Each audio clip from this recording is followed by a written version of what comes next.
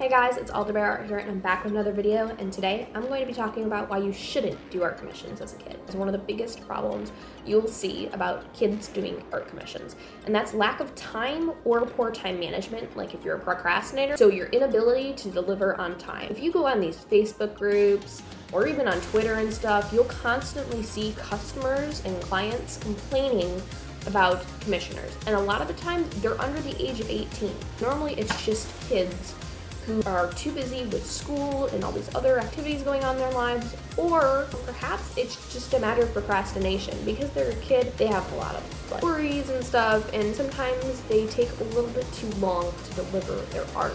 And sometimes it's based off just the fact that they don't have a lot of experience with art, so they take longer. Normally, as you get better with art, you'll also learn that you actually draw faster. But sometimes they're just straight up procrastinators. They want to wait till the very last minute to do things. It's more of a matter of responsibility than anything else. So the biggest problem with your inability to deliver on time is, for one thing, it gives you angry customers. And the biggest thing you want is returning customers. People who are going to keep commissioning you over and over and over again because they know you're going to deliver on time and give them what they want. The problem is, when you're also not delivering on time, they get upset. And sometimes they'll report you to these Twitter accounts like Artists Beware, which is not only a reporting site for artists who have to be aware of certain customers, but also customers who have to be aware of certain artists who aren't able to complete what they're saying they're going to complete. Sometimes they'll even report you up on Facebook posts, and the last thing you really want is to get exiled by the art community because you become known as a person who cannot deliver what they're saying they're going to deliver. You have to understand you're accepting money or some other form of payment, and people are expecting something in return. They will ask for a refund, and if you're using PayPal, people can actually request a refund through PayPal, which will give you a negative PayPal balance, which will force you to pay it back or you get your account suspended. And then sometimes there's other places where they can't really ask for a refund and stuff, and they're just kind of stuck. And all that's going to do is make more resentment build up and probably even more likely to report you to these places. So this is something you really have to keep in mind. When I was 15 or 16 years old, I was mainly just commissioning with friends, so it wasn't as big of a deal. But back then, even I had trouble delivering sometimes. I think the max I ever took was a month, and that was for a Halloween artwork. It just took me so much time to do this, and it's partly due to procrastination, partly due to the fact I was busy. But it didn't matter as much because it was just between me and a friend. But even then, I felt really bad because this was somebody who's repeatedly commissioning me and supporting me. Nowadays, of course, I'm delivering on time. I never have a problem with that. Normally, I deliver within 2 to 3 days.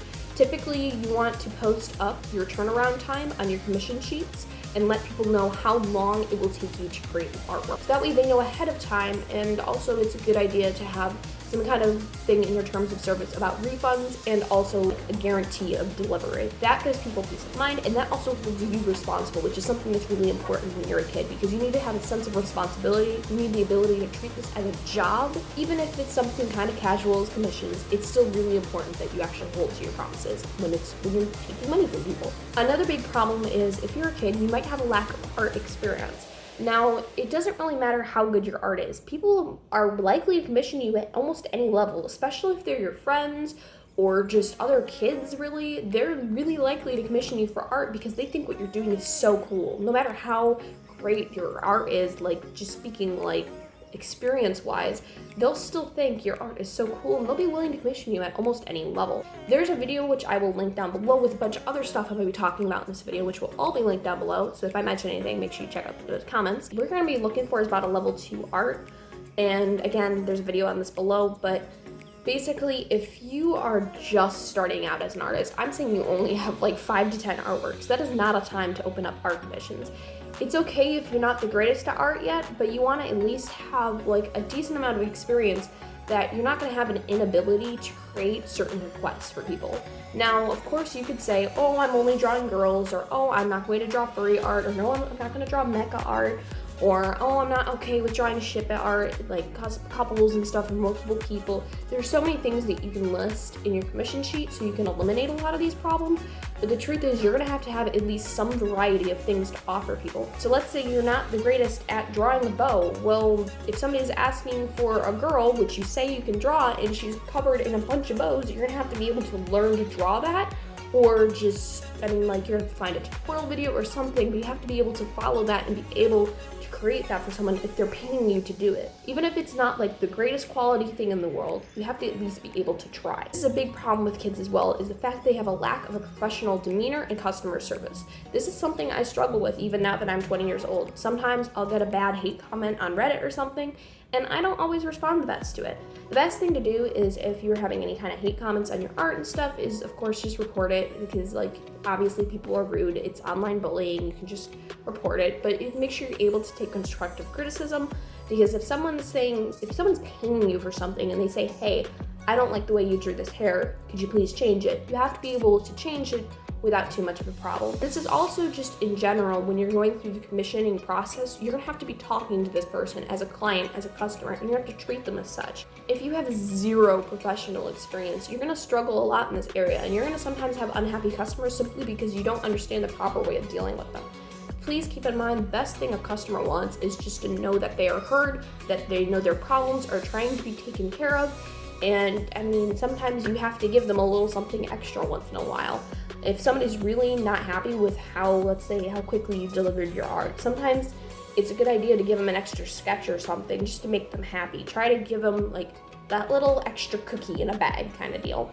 Another big problem, of course, is you don't have parental permission. You're gonna have to talk to your parents on this. The last thing you wanna be doing is opening up commissions without your parents knowing, because if they find out you're taking money from online strangers, they might get a little upset, to say the least. I could probably make an entire separate video on how to go about approaching your parents for art commissions, but the best thing I can just say is just talk to them. Some parents are more strict than others. They might say no, but they're only looking out for your best interests 99% of the time. Another problem with opening up art commissions as a kid is if you're not prepared, lack of preparation, like you don't have terms of service laid out, you don't have a commission sheet telling people what you are able and not able to do, you're gonna run into a lot of problems and a lot of upset customers. You should be able to say, hey, this is what I'm able to provide for you. You should have a commission tracking sheet, something to keep track of literally all of your commissions, who commissioned you, how much money you've gotten, so that way you can be able to have a record of all this. It's very important that you do that, so that way in the future, if you ever decide to make this a full-time business or something, you have kind of like a general idea of how much money you're making and things like that. I'm not gonna get into all that right now, but the point is you should try to like at least keep a planner or something of all of your commission info.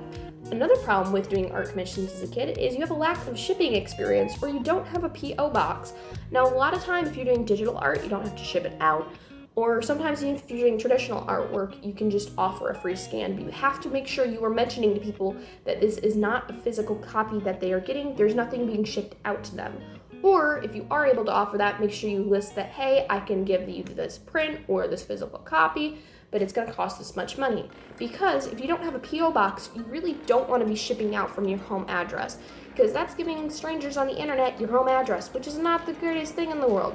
You're gonna wanna look into a PO box, which is basically just a mailbox at your post office if you plan on shipping out artworks, but keep in mind that's gonna be an extra fee, but that's an extra fee you can charge people, because sometimes people are willing to pay more money if they're able to have a physical copy of your art in their hands. Another problem with doing art commissions as a kid is having lack of updates, lack of progress. You're gonna have unhappy customers if you aren't constantly giving them updates on where you are at in the artwork and sending them photos of how it's coming along. People will get really frustrated if you're not giving them any kind of communication, because if you're not communicating to them, then they don't know their artwork's getting done, and that can just be kind of frustrating. And also, some people just really like seeing work in progress shots, being able to see something being made. That's like part of the whole art commissioning process that makes it so much fun. You get to see someone creating something for you, and it feels so special. It makes the customer feel so special. So make sure you're sending them plenty of updates and progress, but also if this is your first time doing art commissions, something to keep in mind is just the fact that before you accept payment, you want to make sure that you have some kind of very rough sketch, nothing too detailed. You want to make sure you're not getting scammed, but also the customer wants to know they're not getting scammed. Somebody's ordering, let's say, an inked image or full artwork, that you give them a very, very rough sketch with your watermark over top of it, so that way they can't just take that and run. But that way they know they're getting something, and that way you know that you have a general idea of what they want at that point. So send them a rough sketch before you accept payment. After you have that, then you can accept full payment and continue on your merry way. But that's just something to keep in mind as well. Just make sure you're not getting scammed, make sure they're not getting scammed, and make sure you're sending them plenty of updates after that point.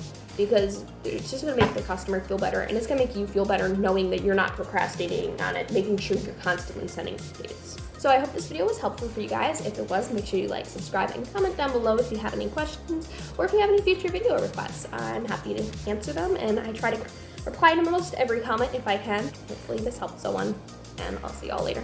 Bye!